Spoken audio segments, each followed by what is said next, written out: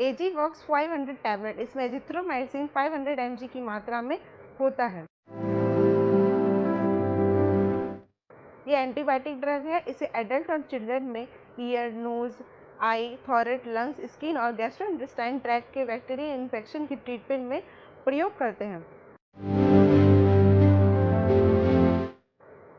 Azithromycin bacteria के essential protein के synthesis को रोकता है, जो उसके वाइटल फंक्शन के लिए जरूरी होता है, और बैक्टीरिया की ग्रोथ को कम करता है। इसे डॉक्टर के बताए अनुसार डोज में और ड्यूरेशन तक ले। इसे मुंह में डालते ही निगल ले। इसे तोड़ने या चबाने की ज़रूरत नहीं है। इसे खाने के बाद या खाने से पहले कभी भी ले सकते हैं, लेकिन एक फिक्स टाइम पर ही ले। Thank you.